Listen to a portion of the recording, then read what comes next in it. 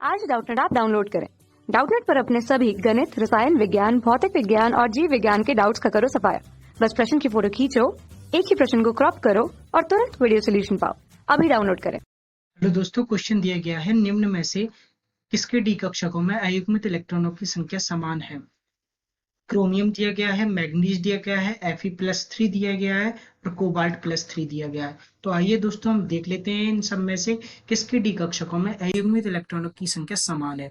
अयुग्मित इलेक्ट्रॉनों का मतलब होता है कि जिसमें युग्म नहीं होते, अर्थात उसके में दो इलेक्ट्रॉन नहीं होते एक कक्ष में। तो दोस्तों हम पहले तो इन सबका परमाणु क्रमांक देख लेते हैं कि परमाणु क्रमांक क्या होता है। तो क्रोमियम का परमाणु क्रमांक होता है दोस्तों 24, मैग्नीज का परमाणु क्रमांक होता है 25, फेरम का अर्थात लोहे का परमाणु क्रमांक होता है 26 और कोबाल्ट का परमाणु क्रमांक होता है दोस्तों 27। तो इस प्रकार दोस्तों हम देखते हैं। तो पहले इन सब का हमें इलेक्ट्रॉनिक विन्यास पता होना चाहिए। इलेक्ट्रॉनिक विन्यास के सहायता से ही हम डी कक्षक में अयुग्मित इलेक्ट्रॉनों की संख्या देख पाते हैं। तो हम देखते हैं दोस्तों क्रोमियम का इलेक्ट्रॉनिक विन्यास क्या होता है। दोस्तों हम जानते हैं कि किसी भी तत्व में इलेक्ट्रॉनों की संख्या उसके परमाणु क्रमांक के बराबर होती है और क्रोमियम का परमाणु क्रमांक 24 है। तो इसका जो इलेक्ट्रॉनों की संख्या होगी उसमें जो 24 होगी। तो दोस्तों हम इस प्रकार इसका इलेक्ट्रॉनिक विन्यास लिख सकते हैं 1s2 2s2 2p6 3s2 3p6 4s1 और 3d5। ये दोस्तों अब बाद होता है क्योंकि ये पहले अपने डी कक्षक में 5 इलेक्ट्रॉनों की अर्थात अर्धपूरित भरा हुआ करना चाहता है डी कोष को, इसलिए यह एक इलेक्ट्रॉन एस कक्ष से निकाल के डी कक्ष में दे देता है। इसलिए यह दोस्तों अब बाद होता है, क्रोमियम का इलेक्ट्रॉनिक विन्यास अब बाद होता है। अब आइए दोस्तों हम मैग्नीज का इलेक्ट्रॉनिक विन्यास देख लेते हैं। तो मैग्नीज का देख लेते हैं अब। तो दोस्तों इस प्रकार मैग्नीज में इलेक्ट्रॉनों की संख्या हो जाएगी 25, क्योंकि मैग्नीज का जो परमाणु क्रमांक है वो 25 है। तो इसका इलेक्ट्रॉनिक विन्यास होगा 1s2 2s2 2p6 3s2 3p6 4s3d5। तो दोस्तों इस प्रकार इसका इलेक्ट्रॉनिक विन्यास हो जाएगा। तो दोस्तों Fe+3 का इलेक्ट्रॉनिक विन्यास देखते हैं।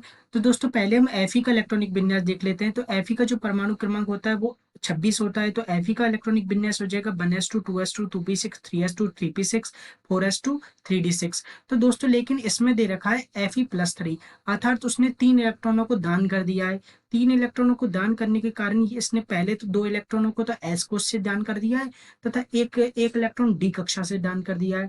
तो इसमें दोस्तों जो एस कक्ष में इलेक्ट्रॉन हो गए, 4s कक्ष में इलेक्ट्रॉन हो गए वो 0 हो जाएंगे और 3d कक्ष में इलेक्ट्रॉन हो जाएंगे 5। तो दोस्तों Fe+3 का इलेक्ट्रॉनिक विन्यास होगा वो होगा 1s2 2s2 2p6 3s2 3p6 4s0, अर्थात 4s0 हो जाएगा। तो मतलब दोस्तों लिखने की जरूरत नहीं है, तो ये हो जाएगा 3d5। तो दोस्तों इस प्रकार Fe+3 का हो जाएगा। तो दोस्तों इसी प्रकार हम CO+3 का भी लिख सकते हैं। दोस्तों कोबाल्ट का जो परमाणु क्रमांक होता है वो 27 होता है। तो दोस्तों पहले हम कोबाल्ट 27 का लिख लेते हैं, अर्थात जो। तो दोस्तों इस प्रकार हम CO+3 का इलेक्ट्रॉनिक विन्यास देखने के लिए सबसे पहले हमको CO का इलेक्ट्रॉनिक विन्यास देखते हैं। CO का इलेक्ट्रॉनिक विन्यास हो जाएगा 1s2 2s2 2p6 3s2 3p6 4s2 और 3d7। लेकिन दोस्तों CO+3 में तो 3 इलेक्ट्रॉन तो दान कर दिए हैं। 3 इलेक्ट्रॉन में से 2 इलेक्ट्रॉन तो दोस्तों इसने एस कोष के दान कर दिए तथा एक इलेक्ट्रॉन इसने डी कोष का दान कर दिया। तो दोस्तों इसका जो इलेक्ट्रॉनिक विन्यास होगा वो देख। तो दोस्तों CO+3 का इलेक्ट्रॉनिक विन्यास हो जाएगा 1s2 2s2 2p6 3s2 3p6 और 3d6, अर्थात इसने एस कोष से 2 इलेक्ट्रॉन तथा डी कोष से 1 इलेक्ट्रॉन दान कर दिया। तो दोस्तों इस प्रकार इन सब चारों तत्वों के इलेक्ट्रॉनिक विन्यास हो जाएंगे। इलेक्ट्रॉनिक विन्यास होने के बाद हम देखते हैं कि इनमें अयुग्मित इलेक्ट्रॉनों की संख्या, डी कोष में अयुग्मित इलेक्ट्रॉनों की संख्या कितनी है। तो आइए दोस्तों हम देख लेते हैं। तो दोस्तों हम सबसे पहले क्रोमियम को देखते हैं। तो क्रोमियम के जो डी कोष है, डी कोष में 5 इलेक्ट्रॉन है। तो दोस्तों हम जानते हैं कि पहले हर कोष में पहले एक एक इलेक्ट्रॉन भरा जाता है, फिर बाद में दूसरा इलेक्ट्रॉन युग्मित होता है। तो पहला इलेक्ट्रॉन भरा, हमने पहला भर दिया, दूसरा भर दिया, तीसरा भर दिया जा सकते हैं।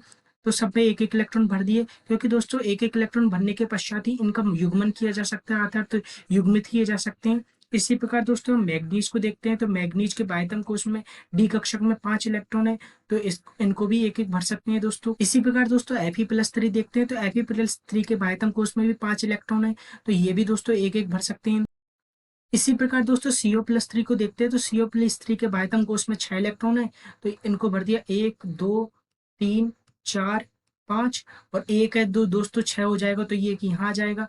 तो दोस्तों इस प्रकार हम जब चारों इलेक्ट्रॉनों को दोस्तों इस प्रकार जब हम चारों तत्वों को देखते हैं तो क्रोमियम में अयुग्मित इलेक्ट्रॉनों की संख्या हो जाएगी दोस्तों 5, इसी प्रकार दोस्तों जो मैग्नीज में अयुग्मित इलेक्ट्रॉनों की संख्या हो जाएगी 5। इसी प्रकार Fe+3 में अयुग्मित इलेक्ट्रॉनों की संख्या हो जाएगी 5।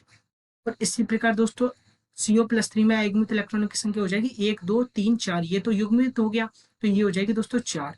तो दोस्तों हमसे क्वेश्चन में पूछा गया था कि निम्न में से किसके डी कक्षकों में अयुग्मित इलेक्ट्रॉनों की संख्या समान है, अर्थात समान इलेक्ट्रॉनों अयुग्मित इलेक्ट्रॉनों की संख्या किस में है। तो दोस्तों हम देखते हैं तो हम पाते हैं कि क्रोमियम, मैग्नीज तथा Fe+3 में अयुग्मित इलेक्ट्रॉनों की संख्या है जो 5 है। तो इस क्वेश्चन का जो सही आंसर होगा वो होगा दोस्तों क्रोमियम, मैग्नीज तथा Fe+3। धन्यवाद दोस्तों। कक्षा 6वीं से 12वीं से लेकर नीट, IIT, JEE वो एडवांस के लेवल तक 1 करोड़ से ज्यादा छात्रों का भरोसा। आज ही डाउनलोड करें डाउटनेट ऐप या व्हाट्सएप करें अपने सारे डाउट्स 8400 400 400 पर।